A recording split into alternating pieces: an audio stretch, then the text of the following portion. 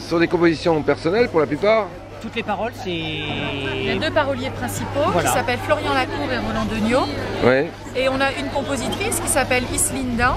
Pour les musiques, pour beaucoup Voilà. des musiques. Ou sinon on reprend des mélodies médiévales. Voilà, on a quand même beaucoup, on a à peu près 70% de notre répertoire qui est de musique ancienne, médiévale, renaissance, Au traditionnelle. niveau des musiques, de Oui, l'utilisation des musiques. oui, Ouais. oui. Et Alors, sinon au niveau de ce qui est chanté, les thèmes, eh bien c'est au fur et à mesure de nos pérégrinations, quand il y a quelque chose qui nous interpelle, qui nous plaît, eh bien on le chante, on en fait une chanson. Alors Par exemple, ouais, c'est aussi votre métier, je voulais vous dire. Donc oui, vous êtes donc Intermittent du spectacle. intermittent du spectacle. Oui. Vous tournez un peu partout? Vous voulez en... toute l'Europe. Toute l'Europe. Toute l'Europe. On revient d'Espagne. Donc 3 semaines, on va en Donc Allemagne. toutes les fêtes médiévales, hein, déjà, bah, vraiment. Toutes celles qui nous accueillent. Ouais. Bah en fait, on a fait un disque sur Cluny et les sites clunisiens qui a connu un âge d'or au Moyen-Âge. C'était Ouais. une abbaye très importante. Et comme il y a des sites clunisiens dans toute l'Europe, on est invité dans toute l'Europe pour chanter ces chansons-là. Votre meilleur souvenir à l'étranger, c'était quoi? Oh là. Avec Castello dans la d'Empúries. piscine, il y a la semaine dernière, dans la piscine. Castello d'Empúries en Catalogne. Ouais. C'est Et vrai? alors les gens ne chantaient pas par les routes, par les chemins. Avec nous, ils chantaient Polskanet, Polskamins. Voilà, voilà.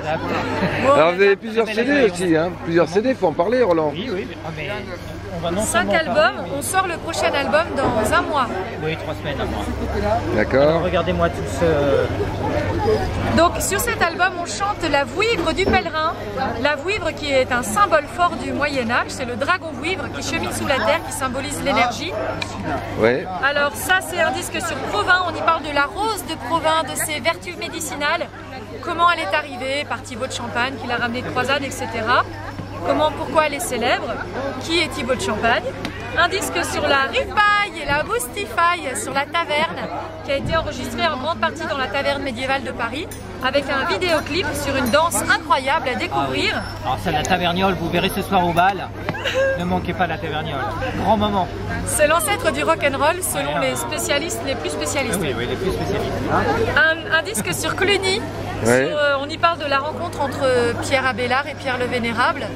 Et puis sur son grand rayonnement, son grand déploiement au Moyen-Âge. Voilà, ce sont un peu des archives en musique. Et puis ça c'est le premier album, Écho de Brocéliande et d'ailleurs, avec des petites chansons toutes simples, toutes fraîches. Sur les restes de paganisme aussi. Il y a une tendance, une dominante celtique un petit peu. Voilà. Voilà. Et puis celui-ci, on n'en a pas parlé. Si, on en a parlé.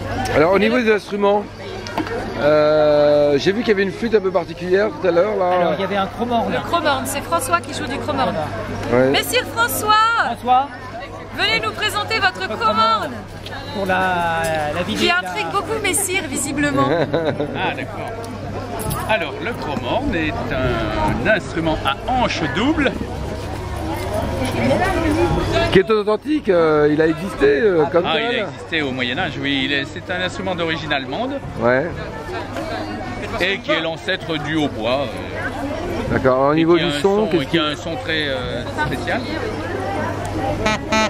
Ouais.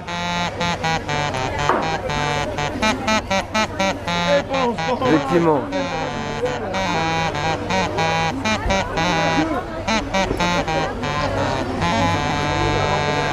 Merci.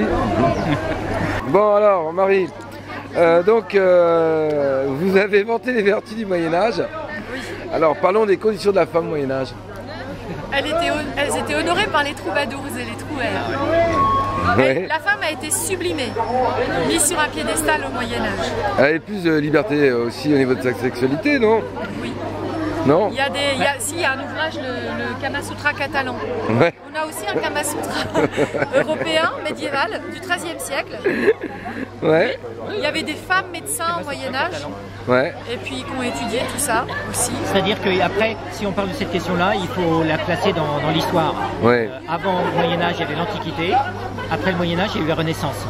Donc dans ce cas-là, la place de la femme était mieux qu'à la Renaissance où elle était potiche et qu'à l'Antiquité. Ouais, enfin, tout dépend de sa condition sociale aussi. Hein. Oui, mais ça reste une période historique qui est entre deux autres. Donc il faut la comparer à ce moment-là. On ne peut pas la comparer aujourd'hui. Et tout dépend de la condition sociale aussi. Hein. Bien sûr, oui, bien sûr, oui. Là, vous partez où Des choses sur le servage, c'était beaucoup moins dur que l'esclavage qu'il y a eu avant et après aussi. Donc, si, bah, c'est sûr et certain. Hein. Ouais. Bah, Nicolas, qui était là il y a 2 secondes, est historien en Antiquité. Ouais. Nicolas! Là, il pourrait vous parler des Romains et des Grecs. Ouais, mais on va Donc, pas... la misogynie, Le monde entier va nous voir. la misogynie, elle date des Grecs et des Romains. Arrêtez Roland, on dirait que vous faites un doigt d'honneur là. Franchement. C'est l'autre. Hein. Ouais, mais à la caméra... Qu'est-ce que je disais? Bon, vous allez m'accoler. Hein. Non, je ne comprends pas cette fois-ci. Ça, ce serait bon à filmer ça. Attention, je tourne là. Ouais. Bon alors, on va être sérieux un peu, Marie. Bon. Donc la prochaine... Les dates à venir. La prochaine étape, c'est à Tournai en Belgique. Ouais. Vous avez déjà été là-bas? Oui, on y va chaque fois. Ensuite, en Allemagne, à Braunschweig. Oui, tournée grande fête médiévale sur les 2 jours, 26 et 27 septembre, et concert dans la cathédrale le samedi soir. D'accord. Voilà, et Braunschweig le 17 et 18, c'est en Allemagne, 17 et 18 octobre, on fait un concours, un festival de Minnesänger et de Trouvères. Et on représente la France. Ouais. Alors au niveau de l'ambiance dans les fêtes médiévales dans les autres pays, ça se passe comment? C'est totalement différent, Belgique, en Allemagne? Non, oui. C'est pas totalement Alors, faut être différent, mais différent. Oui. Non, pas totalement différent, mais différent. Très différent. Alors quand vous êtes en Belgique, vous chantez en Ça flamand? dépend si vous demandez à une femme ou à un homme. Non, on chante en wallon. Vous chantez en wallon. Et en Allemagne? On fait les présentations. Quand on est dans les pays étrangers, on fait toutes les présentations des chansons dans la langue du pays. Même en Catalogne, on a fait des efforts. En Allemagne, on va avoir un peu de mal, mais... Mais si, c'est Nicolas. Oui, ah oui. C'est Nicolas qui présente, voilà. Et puis sinon, le grand événement quand même, c'est le 21-22 novembre à Pontoise, au salon Historissimo. Voilà. On fête la sortie du prochain album qui s'appelle Vers l'étoile. Alors soyez présents au rendez-vous, nous vous offrirons l'Hippocrate. Donc c'est un salon spécial sur l'histoire. Ouais. Il y a une grande tendance dominante médiévale, mais c'est toute l'histoire.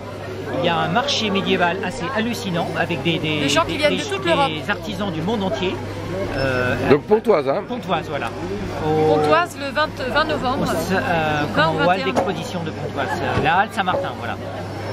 Extraordinaire. Eh bien, merci. Avec plaisir, messieurs. À bientôt. À bientôt. À bientôt. À la revoyure, bonne chance. Et maintenant, on va manger.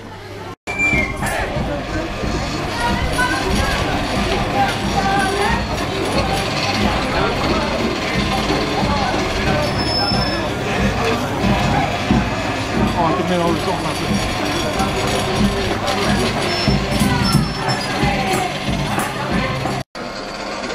C'est pour son athlétique, on les fait.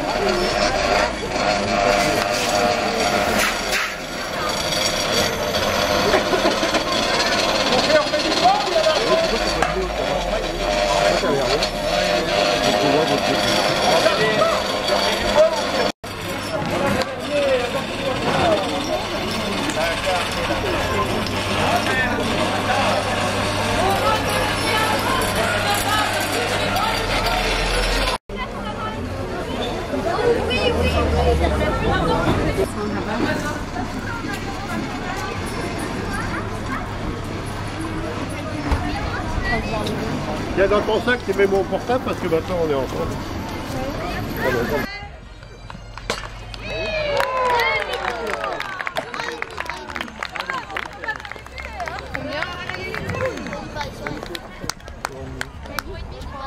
Pourquoi ils n'en font pas deux? Moi j'avais fait une. J'en ai fait combien?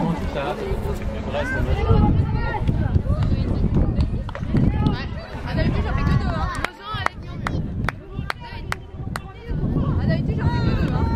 Là t'as fait une. On va faire un demi. Non, on va pas y aller. Moi j'ai pas regardé, mais c'est plus dur la faire. Ah oui, mais il en reste plus beaucoup. Hein. Alors après la fraise, on part. Mais on aurait dû rester à la maison.